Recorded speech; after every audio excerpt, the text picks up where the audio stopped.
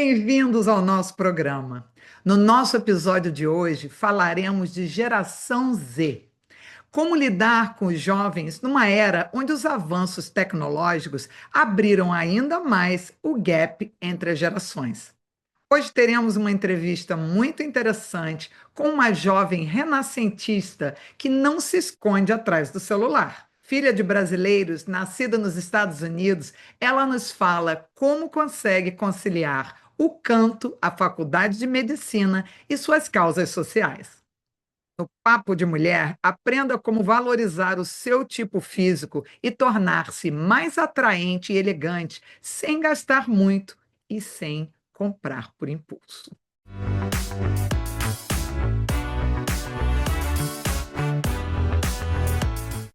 A nossa convidada de hoje é Fara Crespo, uma jovem renascentista que combina muito bem a sua geração Z, voltada para a tecnologia, com um excelente traquejo social.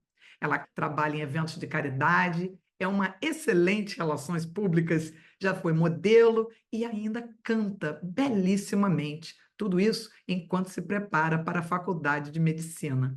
Fiquem até o final da entrevista, pois será extremamente útil para pais que têm filhos aqui no exterior, como criar esses filhos de uma maneira diversa e que possa utilizar todos os talentos que eles têm, e também para jovens que possam estar lutando com problemas de isolamento, muita informação, muito contato apenas com o telefone e justamente pela falta de traqueios sociais estarem passando por momentos de depressão e até, em muitos casos, como vemos por aí, tendo pensamentos que estão realmente atrapalhando o seu desenvolvimento.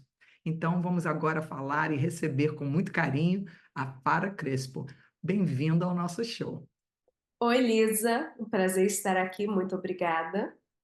Fara, vai ser maravilhoso esse papo, porque as pessoas têm me pedido uma entrevista com uma pessoa jovem, e você, com 20 anos, né, sendo já uma mulher renascentista, né? Eu conheci a Fara, no ano passado, no evento dos Notáveis USA, e ela é uma moça, como eu falei, que canta, que é extremamente social, que é digitally savvy e que faz mil atividades, né, inclusive entrando para o ramo aí da medicina. Então, eu acho muito importante bater esse papo, não só para inspirar os jovens, mas também para inspirar os pais a dar esse apoio e trazer suas culturas, né, as suas origens para os filhos que crescem no exterior. Então, Fara, eu adoraria ouvir de você um pouco sobre como foi para você. Você é uma moça poliglota, como é que foi essa decisão de família, né? Você com a mãe sendo brasileira e o pai sendo paquistanês. Como é que foi essa criação, essa coisa que gerou essa pessoa maravilhosa que você é? Meus pais sempre incentivaram ter as duas culturas por perto do meu coração. Então, foi sempre um incentivo muito grande de eu aprender o português, eu comunicar com minha família do Brasil, eu visitar minha família, minha avó na fazenda. Então, sempre foi algo muito importante ter essa cultura, ter esse idioma por perto e também ajudar os outros brasileiros que estão aqui com o uso do português e traduzir para eles o inglês. Maravilha. E, no caso, como é que foi esse caminho aí para você? Fala para a gente um pouquinho da sua jornada em termos assim de prioridades, né? Você já falando línguas diversas, você canta muitíssimo bem. Como é que foi essa escolha aí de você crescendo para adolescente e agora já uma jovem mulher? Como é que foi isso de escolher a sua carreira, a parte artística, misturada com essa parte mais prática que é a medicina? Nos lados da família do meu pai e na família da minha mãe, o lado artístico é enorme. Se é cantar ou tocar o violão, nós temos qualquer pessoa da família que é muito inspirada pela área de arte. E em termos da medicina, meu pai é psiquiatra. Então, essa área da medicina, eu sempre tive esse grande incentivo com meu pai, sendo médico. Então, quando eu tinha 5 anos, eu sabia que eu queria entrar nessa área de medicina. Eu não sabia em qual forma, se era médica ou se era enfermeira. Mas, como quando eu tinha uns 10 anos, eu fui até para um museu de medicina. Esse museu de medicina foi quando eu consegui ver que eu quero ser a diferença no mundo como médica. Eu quero ajudar os outros e dar a voz para os pacientes, igual tendo o português e o espanhol, eu consigo dar as vozes para os pacientes que talvez não entendam inglês ou não conseguem se expressar em inglês. Nossa, que maravilha, que inspiração para a moçada aí que está te ouvindo. E, de novo, para os pais, vejam a importância. Tem muitos pais que são brasileiros e não ensinam a língua para o filho com medo que eles não vão aprender inglês propriamente. A Fara nasceu aqui em Nova York e tem pais que falam duas línguas diferentes e ainda assim ela fala português perfeito, como vocês estão vendo, e fala inglês, obviamente, porque ela é americana, mas cria essa noção de que pode ser útil e de antemão já digo para vocês, eu acho que a Fara vai concordar comigo, o fato de ter culturas diversas nas quais você é fluente, assim como as línguas, você já de antemão já tem um emprego garantido. Se você mora num lugar estrangeiro, no mínimo, você pode ser intérprete, se você fala duas, três línguas. Então, não tire essa oportunidade dos seus filhos, achando que isso vai atrapalhar o aprendizado da língua local. Ainda mais quando a pessoa é jovem, nascida aqui, ouvindo para cá muito pequenininho, isso aí realmente não é o caso. O cérebro ainda é uma esponja e absorve tudo que é preciso.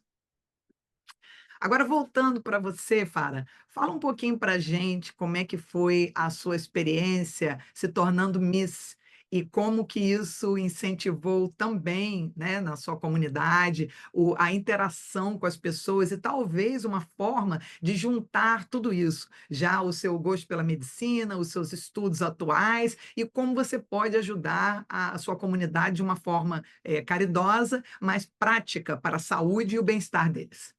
Out the winner, we're going to announce the first names. First runner-up. First runner-up is Team Mission USA! Denise Lacey! Which means your winner for Miss Mission Team is Brazil, Farrah Crespo!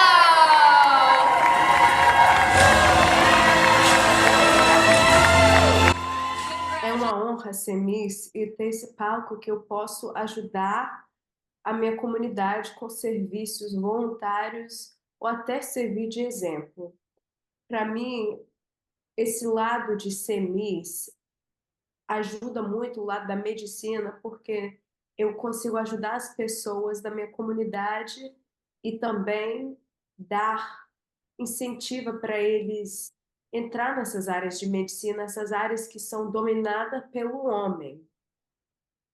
Muito bom, muito interessante. Em ano de eleição, principalmente aqui, né, as pessoas estão falando tanto de mudanças, etc, etc. E uma coisa que eu admiro bastante, principalmente as pessoas da sua geração, né, a geração Z, né, as pessoas são muito mais ligadas em política, em meio ambiente, em fazer uma diferença no mundo. Infelizmente, algumas pessoas de gerações como a minha ou outras para trás a gente quer fazer alguma coisa, ou queria quando era jovem, mas ainda mais morando no Brasil, se achava um pouco limitado, não adianta, não importa em quem você vote, vai ficar sempre a mesma coisa, a corrupção é imutável, e a geração de vocês não pensa assim. Então, você queria falar um pouquinho para a gente do que foi bom você ter crescido aqui nos Estados Unidos, e se isso teve alguma influência em você ter mais opiniões como mulher, sobre defesa da mulher, etc. Com certeza, nascer nos Estados Unidos me deu muitas oportunidades, mas também eu penso que qualquer lugar do mundo vai ter oportunidade. Você tem que correr atrás das suas oportunidades. Então, eu tive o apoio da minha família, da minha mãe, do meu pai, sempre me incentivando para correr atrás dos meus sonhos e dos meus objetivos.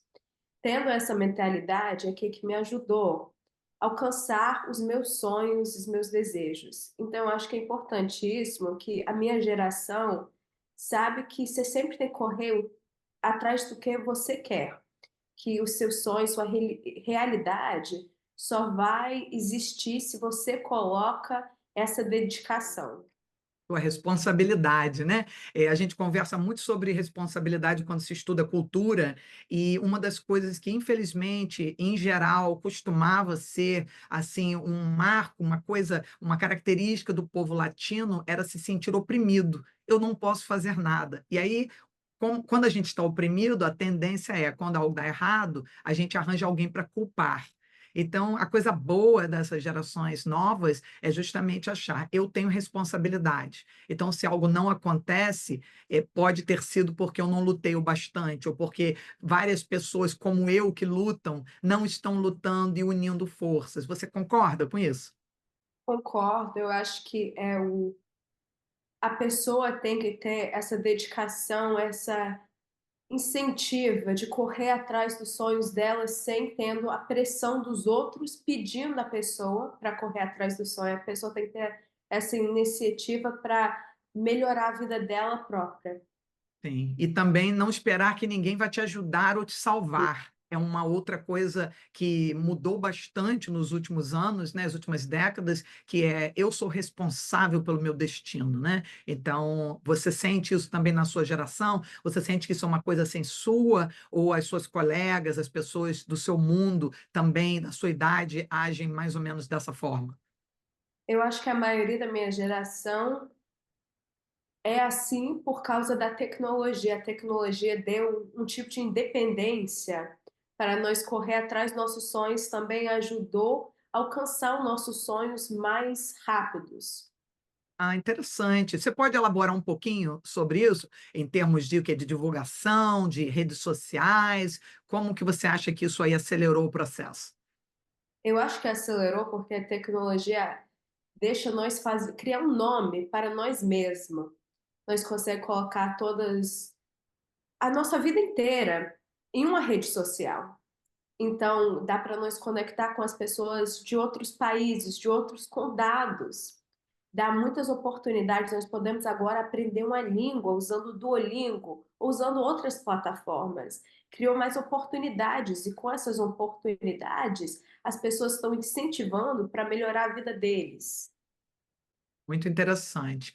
E falando sobre isso, recentemente nas suas redes sociais, você falou de um projeto de caridade, né, que foi feito agora no Dia da Independência brasileiro, agora passado 7 de setembro, em que você falou que fez um trabalho para mulheres referente à Associação do Coração. Você quer falar para a gente um pouquinho e como que você começou a se envolver com causas sociais?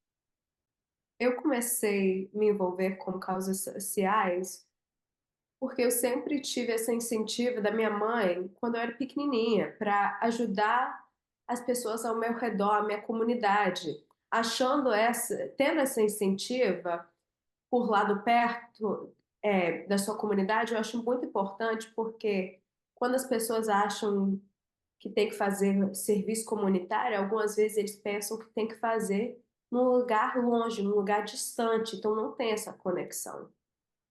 Para mim, agora eu estou morando em Connecticut porque eu faço a faculdade aqui.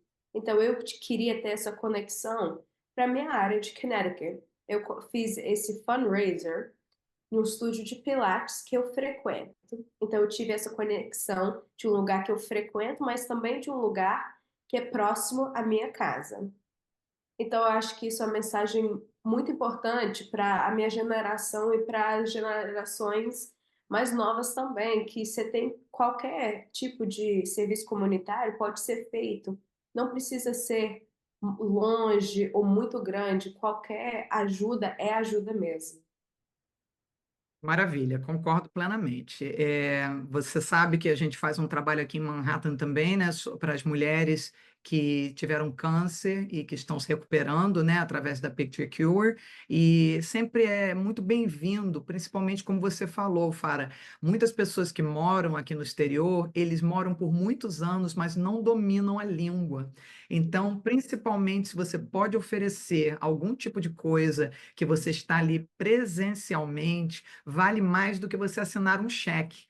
porque estando ali, não é? Você pode dar aquele abraço até virtual, digamos assim, né? Mas o que você está fazendo é uma causa estando ali presencialmente. Você vai usar a língua que é comum, os fatores culturais. Cada tipo de povo tem um medo, uma preocupação, e a gente podendo aliviar um pouco esse psicológico. Muitas doenças são psicossomáticas até, devido ao medo, ao nervosismo. Tantas doenças do estresse, né, são agravadas apenas pela preocupação. Nossa, eu estou aqui, não tenho seguro-saúde.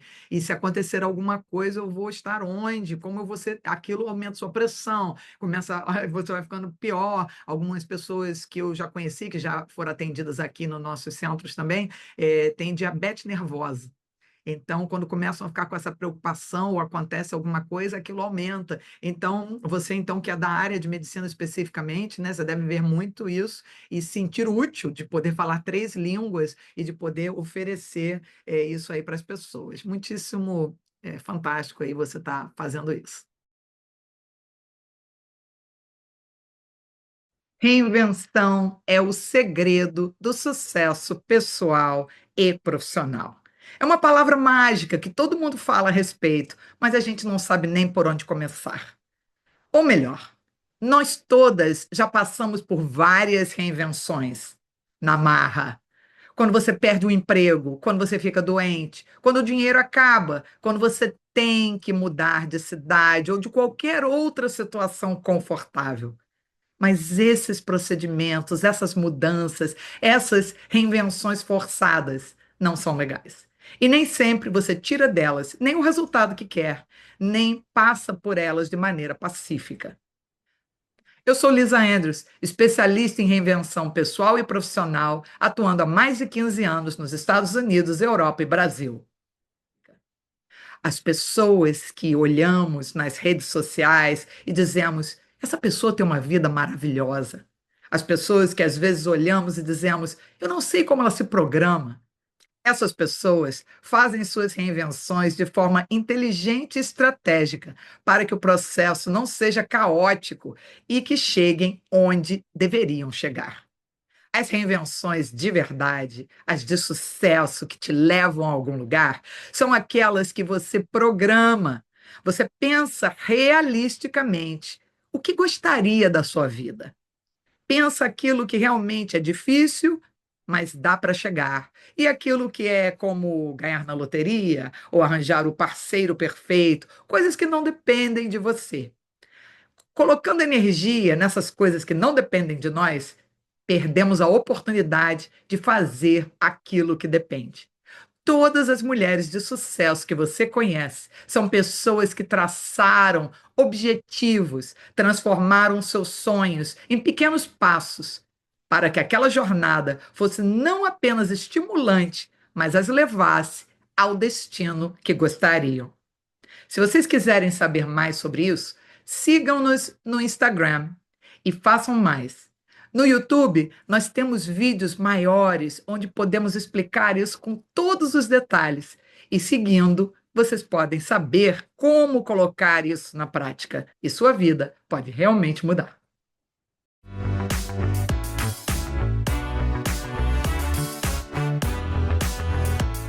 E uma curiosidade, né? Eu sempre pergunto isso a todas as pessoas que são multidisciplinares como você e que fazem sucesso em todas as áreas, né? Você é uma pessoa que poderia facilmente trabalhar com relações públicas, você está sempre, quando não está cantando ou fazendo alguma coisa como Miss, você está sempre ajudando a fazer uma apresentação de um show, de um evento, você se comunica muito bem com as pessoas e, ao mesmo tempo, você tem uma habilidade grande de cantar. Quero saber um pouquinho mais sobre isso aí, como é que isso aí começou e como é que você pretende, no futuro, com a ambição de se tornar médica, conciliar essa parte artística com a carreira de médica? Eu comecei a cantar quando eu era muito jovem, eu devia ter uns 3 anos, mas a música era sempre algo que era muito presente na minha casa. Meu pai canta, minha mãe canta. Então a música foi algo que nós conseguimos a compartilhar. na cultura da minha mãe, na cultura do meu pai, eu ouço as dois tipos de música, né, que são muito diferentes. Eu ouço Luiz Gonzaga, Chitãozinho e Chororó. Então, tendo algo que eu conseguia conectar com as raízes da minha mãe e criar nas minhas raízes foi muito importante para mim. E eu desejo que quando eu sou médica, eu não quero parar de cantar, eu não quero que o canto fica como hobby, eu também quero ter essa área como profissional para cantar. Os jovens, hoje em dia, muitos, né, os pais também reclamam que os jovens ficam muito no computador ou mais ainda no telefone.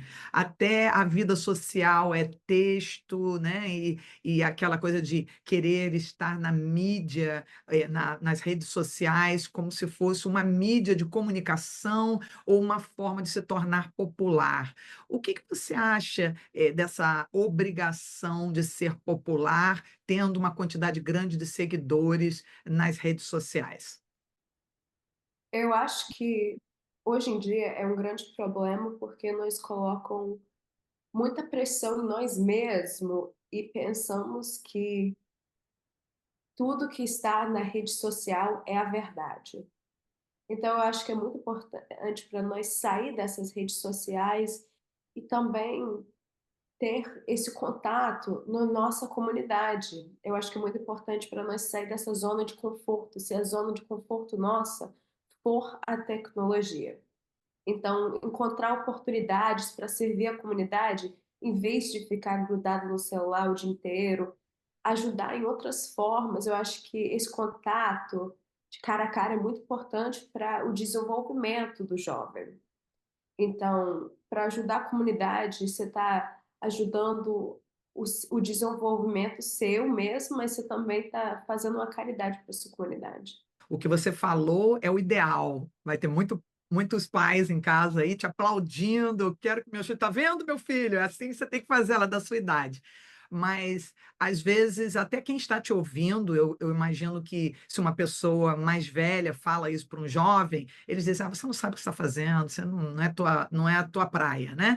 Mas você nasceu, né, sendo da geração Z, nasceu num tempo que a internet já existia, a sua vida inteira foi dentro da internet, então você está falando por experiência própria, provando para os jovens que isso é uma coisa possível.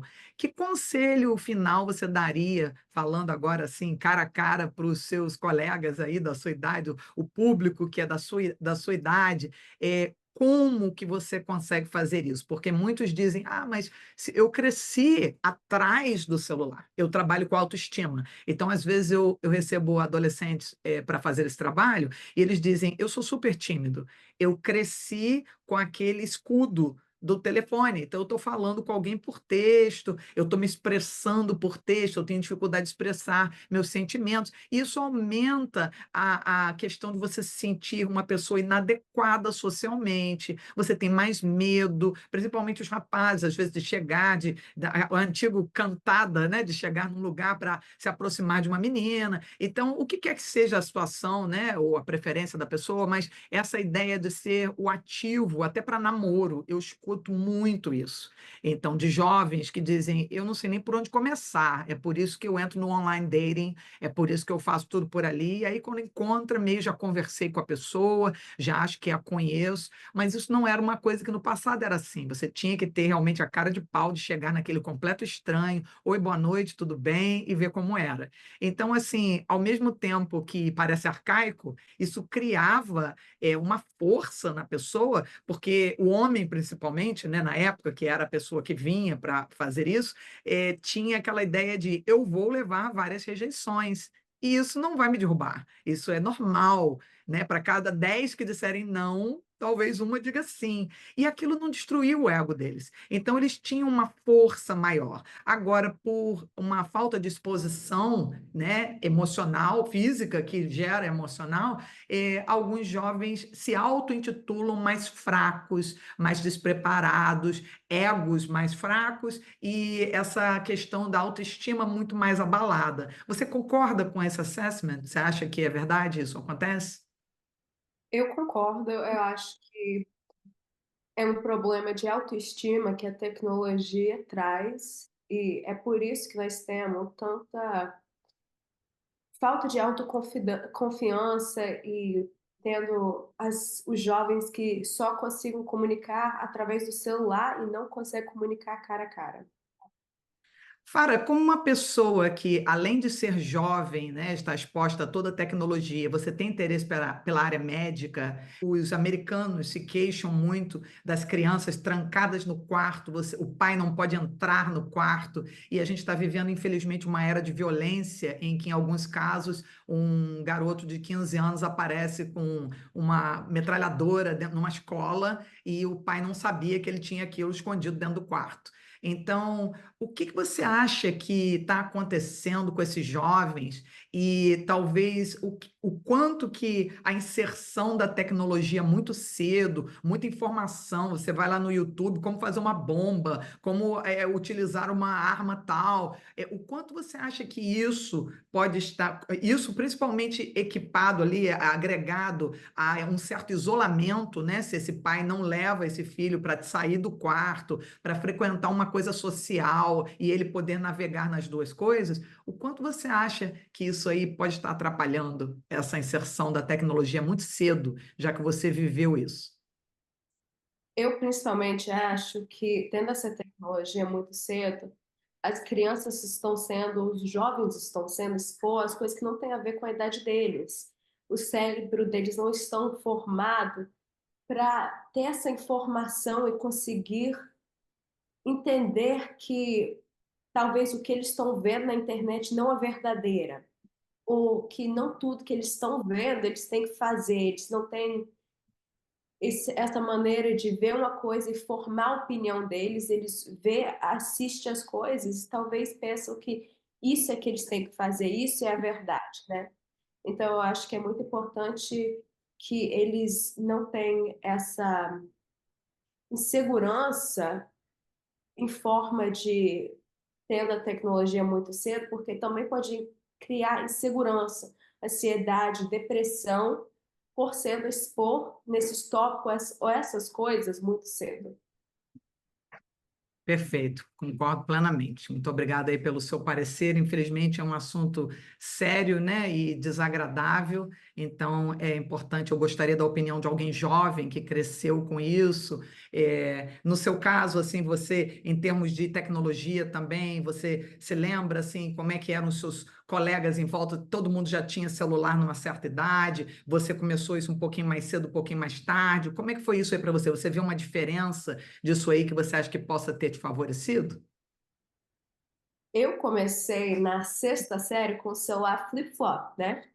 Todos os meus colegas tinham iPhone, Samsung. Eu vejo essa diferença hoje em dia, porque enquanto os meus amigos que tinham iPhone ficavam no celular o dia inteiro depois da aula, eu ia para aula de canto, eu ia para fazer voluntário. Então, eu tive outra experiência, eu consegui viver minha vida como criança e não como um adulto na idade, né?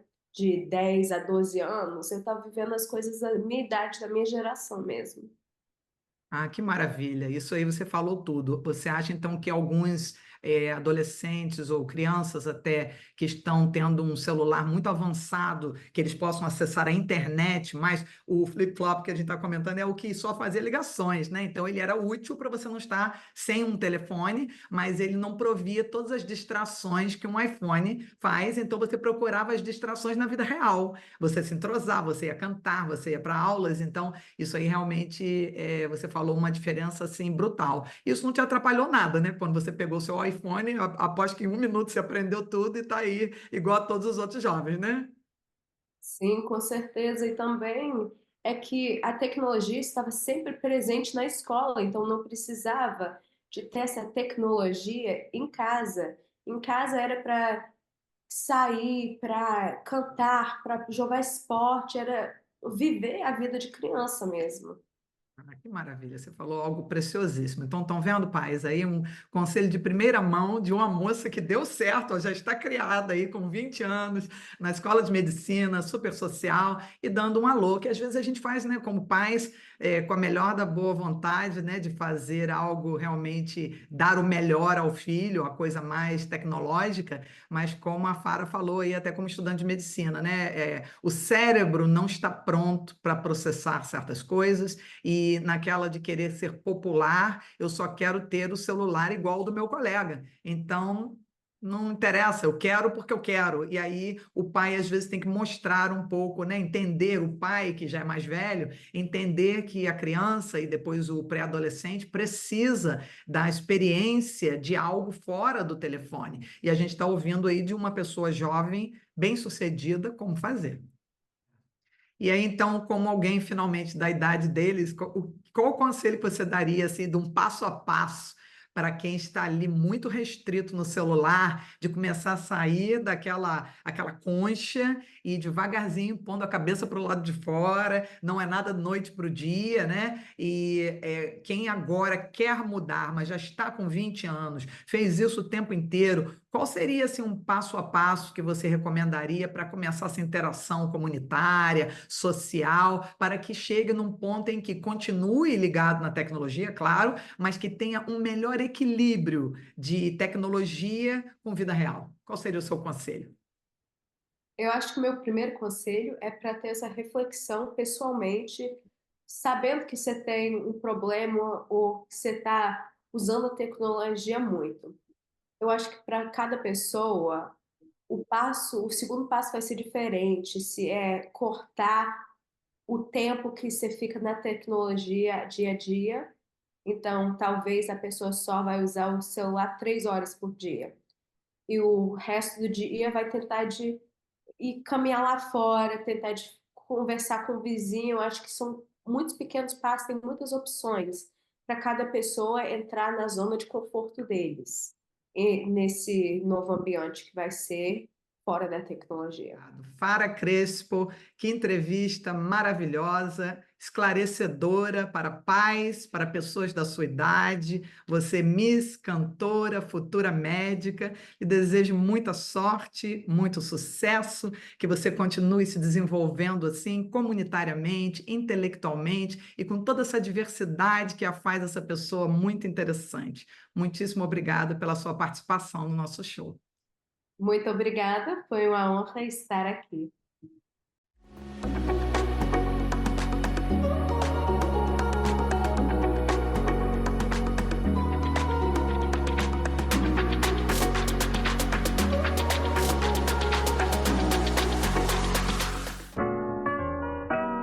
Em visita ao Rio de Janeiro, conheci uma escola de teatro que está mudando vidas.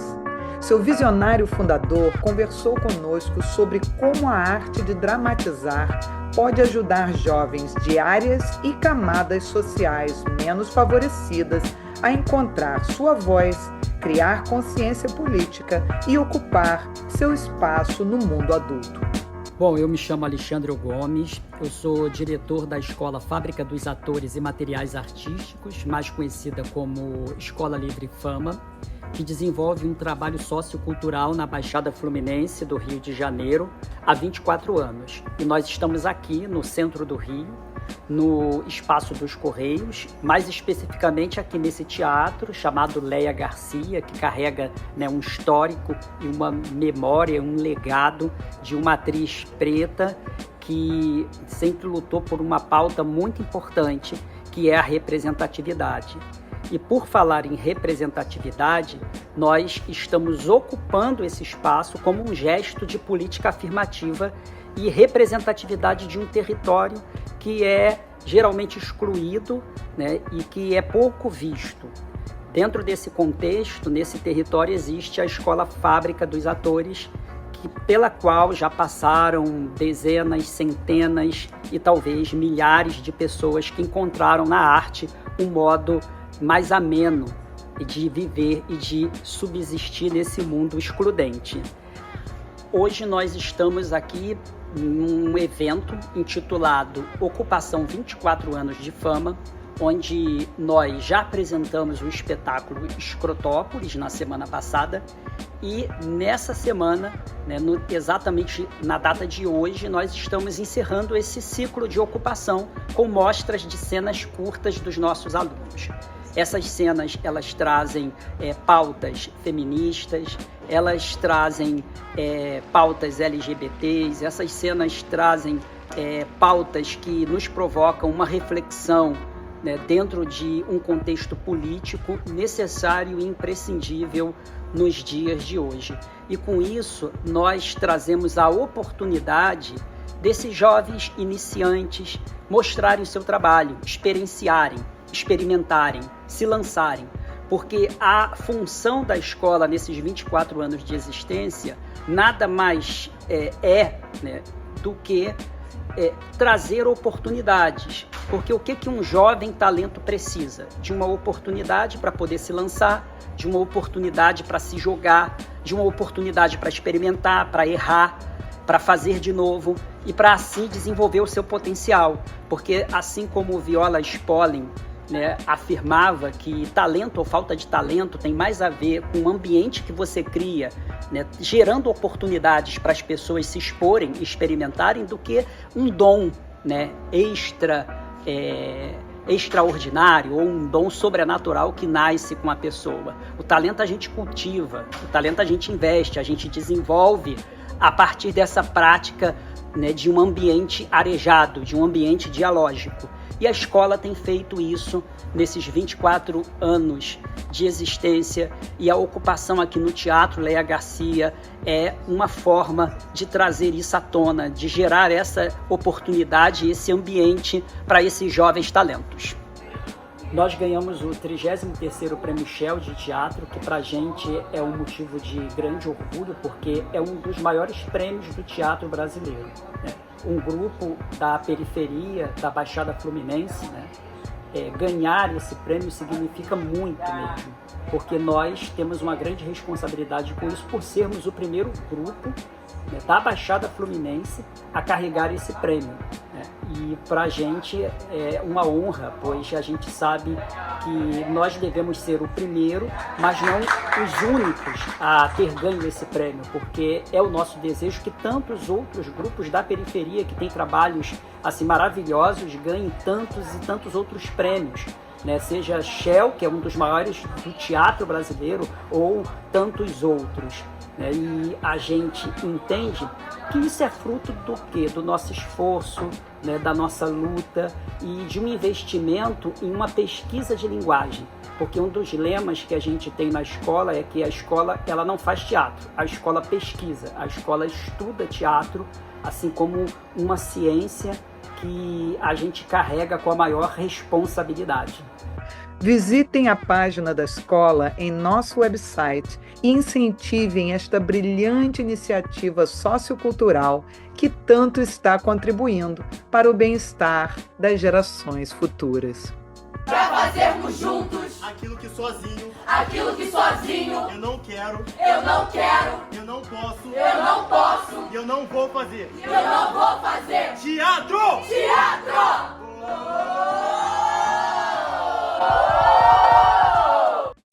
A seguir, nosso segmento Papo de Mulher. Você já se pegou comprando aquela roupa maravilhosa, mas que enfatiza o seu estômago, a sua barriguinha, aquela gordurinha do lado da cintura? E aí você fica tão frustrada porque às vezes gastou tanto dinheiro numa roupa e ela não funciona? Hoje, eu e a repórter Claudineia Cardinale vamos falar sobre como as roupas não precisam ser caras ou complicadas para que você fique bonita. Se você tem, como a maioria de nós, vários probleminhas no seu corpo, coisas que, com o tempo, a idade, após ter um bebê, você ainda não voltou à forma e não está se sentindo à vontade, qual é o erro? Às vezes, a gente está comprando uma roupa linda que não funciona para nós. Lisa, você sugeriu um vestido mais solto para disfarçar a barriguinha. O que você acha deste vestido? Claudineia, acho que esse está perfeito, belíssimo. Ele tem um bojo maravilhoso aí, logo abaixo do busto, no lugar correto. Alguns vestidos, falando do bojo, né? Mostra para eles aí essa área que eu estou chamando de bojo. Esse bojo, às vezes, em alguns vestidos, ele vem logo abaixo do peito e vem reto ali de cima. Se este for o caso, a pessoa que tem uma barriguinha maior vai se sentir desconfortável porque ele vai inflar aquela parte, ele vai sair marcando. Esse da Claudineia é perfeito, você virar de lado, de frente, qualquer jeito, porque ele está realmente mostrando, o bojo está num lugar mais centralizado. E no caso dela, a barriguinha que ela mostrou, isso é importante que vocês possam verificar, cada caso é um caso, né? No tamanho que ela diz que é a barriguinha dela, ela fica ainda abaixo desse bojo. Então, o bojo faz ela ficar retinha dali para baixo e a barriga se esconde naquela, vamos dizer, aquela parede formada pelo bojo. Então, a cintura faz um ângulo um pouquinho ali do lado e a parte da frente é disfarçada. Acho belíssimo, dá para usar com sapatinho até flat, né? O sapatinho baixo, se você quiser, mas se você ainda erguer num saltinho, a própria postura já, olha só, já faz ficar ainda mais longilínea e essa barriguinha se encaixar no lugar, porque o salto, gente, ele faz o bumbum empinar um pouquinho e naturalmente a barriguinha vir para dentro. Então, dependendo do tamanho da barriguinha, a gente consegue fazer isso. Se for uma pessoa que fala, não, Liz, a minha está maior do que isso, aí eu não recomendaria. Eu recomendaria uma parte de cima mais justinha, até o umbigo, e literalmente uma saia daquela bem anos 60, bem bonita. Tem vários modelos da Ralph Lauren e outros que são fáceis de encontrar, da Calvin Klein e os equivalentes. Roupa não precisa ser cara, mas só para vocês googarem e procurarem. Vestidinho, saia rodada. Lisa, comprei 2 vestidos iguais, mesmo modelo, só de cores diferentes, um vermelho e um preto. Eu fiz essa compra online. Vamos ver como é que fica no meu corpo? Claudineia, antes de falarmos de como o vestido vai ficar em você, eu gostaria de dar um conselho geral sobre compras online. Várias clientes gastam fortunas comprando online. Eu tenho pessoas que dizem: eu recebi um e-mail da Saks, eu recebi um e-mail da Bloomingdale's falando de uma liquidação, fui lá, comprei as coisas mais lindas. Primeiro, às vezes a gente está comprando roupas de marca por metade do preço e que ninguém vai saber que são de marca e você só está, aspas, jogando seu dinheiro fora. Não vai ter percepção visual disso. Então, a menos que realmente você tenha um orçamento que, não, eu só gosto daquela marca, eu gosto da qualidade deles, ou o que quer que seja, só uso da marca tal, que para a maioria do público assistindo aqui isso não é a realidade. Você pode perfeitamente se vestir muito bem, procurando tecidos de qualidade. Quando eu digo roupas não precisam ser caras, eu não digo compre de um tecido de má qualidade, porque ele não vai trazer o melhor para o seu corpo também. Mas muitas vezes comprando ou numa loja como esses thrift shops, né, os brechóis, existem hoje em dia, gente, brechóis de luxo. Algumas pessoas estão acostumadas a ver a ideia, a palavra brechó, né, como algo que é de caridade, que é aquela roupa já velhinha. Não. Aqui em Nova York tem até lugares que falam assim, para itens amados anteriormente. Olha que maneira de disfarçar que eles são de segunda mão, mas são luxo amado anteriormente. Tem esses tipos de slogans aqui nas lojas, nos brechóis, e tem artigos de US$ 500. É só porque ele custa 2, 3 mil na loja. Então, existem lojas assim. Existem realmente os brechóis mais populares, mas que têm roupas bonitas. Hoje em dia eles nem aceitam mais, a maioria deles, locais, roupas que não estejam em ótima qualidade e ainda relativamente novas. Então é só para aquela pessoa que ou mudou de corpo e não cabe mais, ou não está mais legal, enjoou da cor, não funcionou para ela, mas isso do que usei até cansar, até a roupa estar quase rasgando, e aí vamos dar a roupa para caridade. Isso é um conceito de décadas atrás. Então não tenham medo de explorar os bons brechóis, que tem muita coisa boa. E hoje em dia nem se precisa ir exatamente a brechó, a menos que você esteja procurando roupas de designer, onde você pode conseguir até por 30% do preço. Mas se for realmente por preço, existem muitas lojas com preços acessíveis, com prestações, no caso do Brasil e outros países, né? Nos Estados Unidos isso não é muito comum, mas que você pode comprar roupas de qualidade ainda assim. Então é importante observar os panos, né? Os tecidos, os tipos de modelo. Então, uma das coisas que a gente faz aqui na Picture Cure, no estudo do corpo, que eu chamo de mapeamento corporal, a gente vai estudar o seu corpo com imagens, fotos, vídeos e vamos sentar com você e te ensinar o que funciona para o seu tipo físico. Com isso em mãos, você vai começar a testar roupas que não necessariamente você tem que comprar.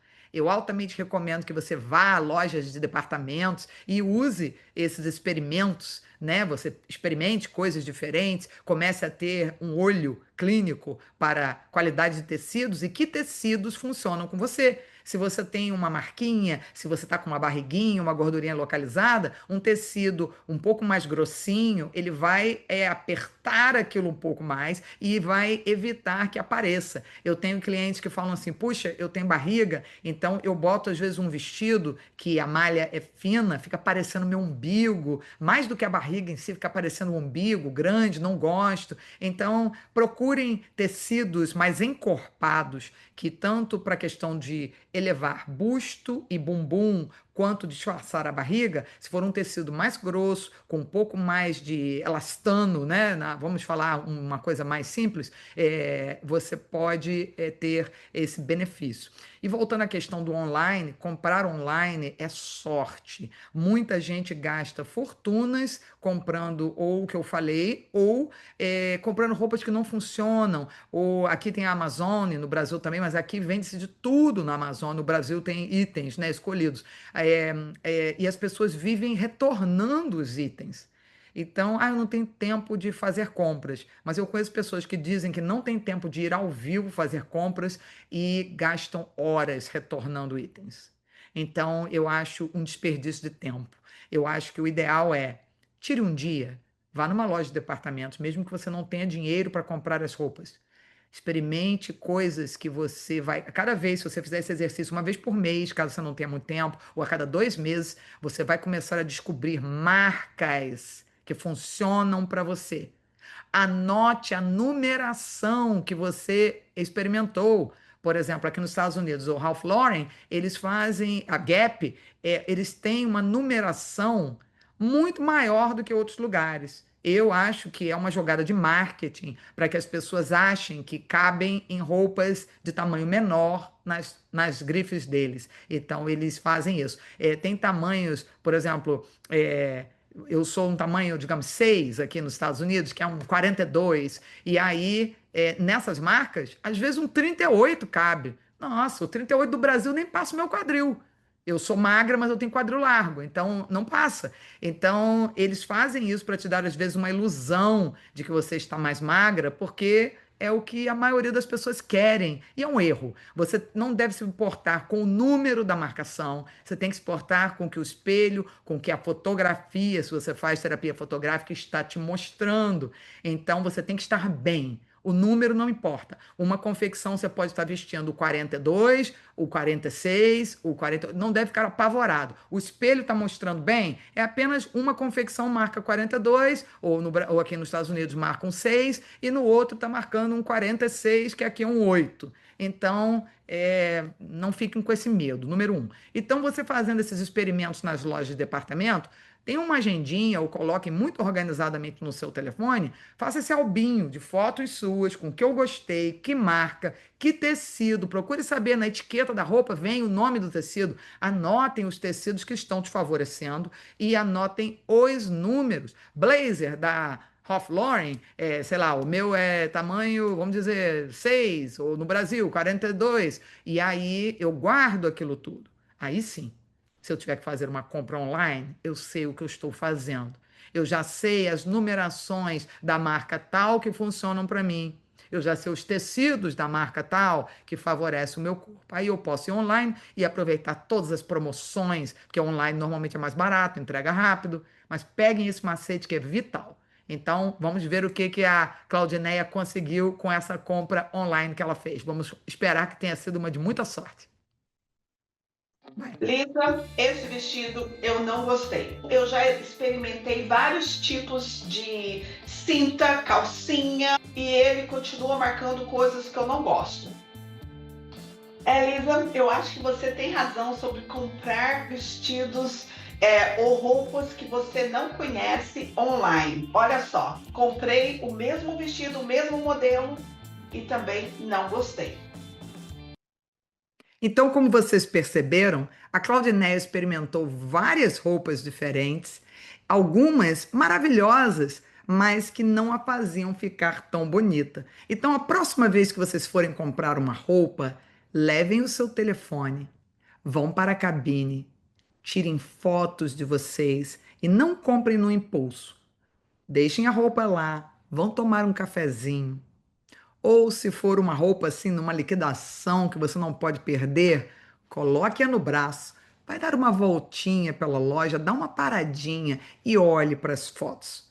Porque o espelho não te mostra o que a foto mostra. E isso eu descobri com mais de 15 anos trabalhando em terapia fotográfica e autoestima da mulher. Nós fazemos todos os registros do corpo da pessoa com a determinada roupa para ver se aquela roupa é amiga ou inimiga. Na sua próxima compra, lembre dessa dica e você vai ver que o seu guarda-roupa ficará muito mais funcional, você sempre terá o que vestir e a sua autoestima vai lá em cima.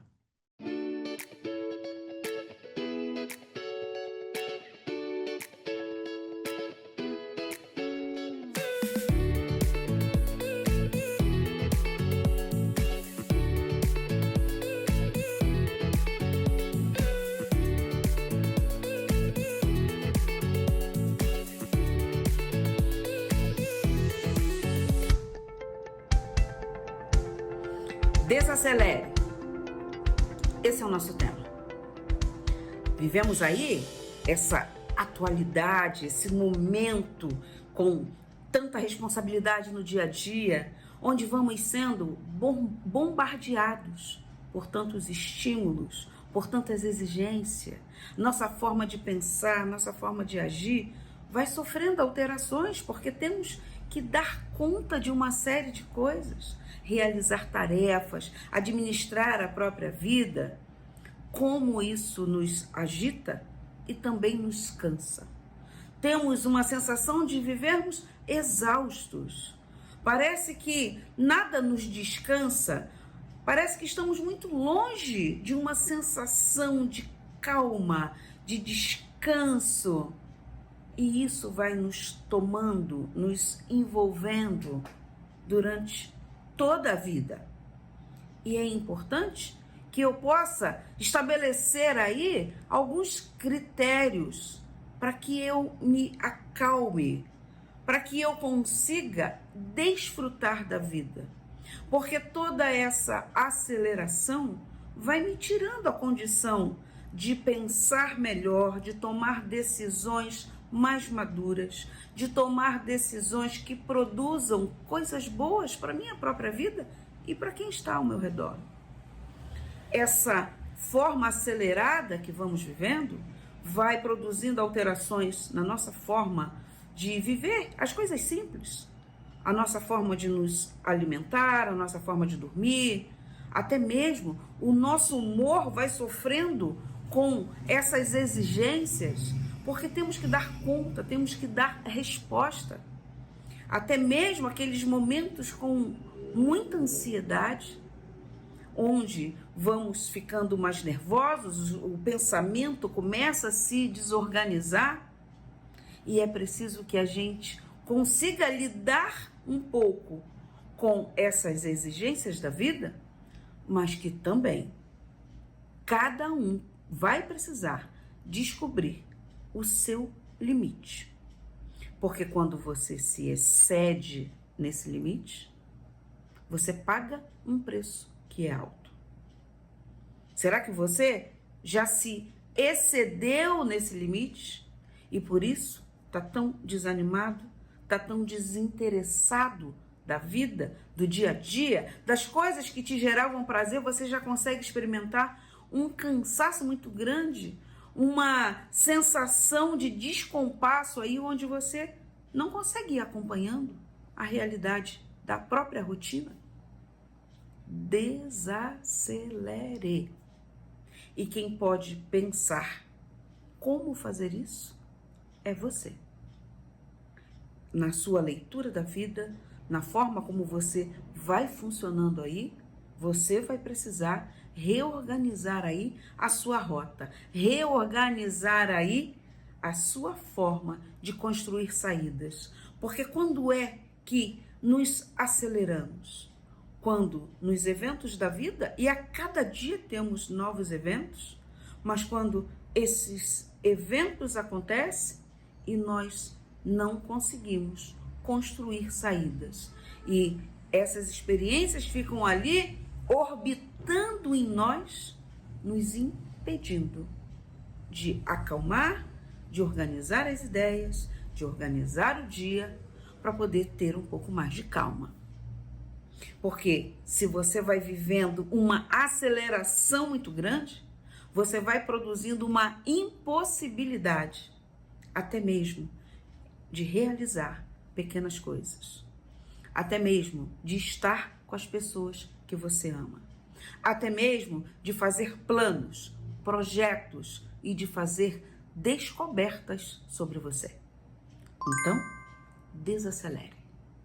Busque a sua forma de viver isso, para que você viva com mais saúde.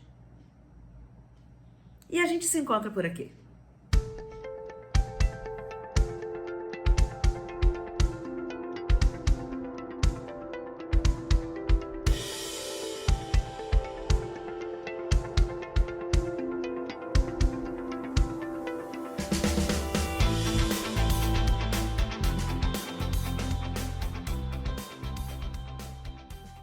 Chegamos ao final de mais um programa e gostaria de agradecê-los pela audiência.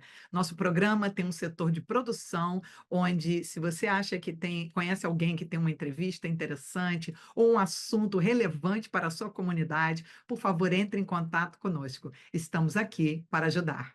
Até a próxima.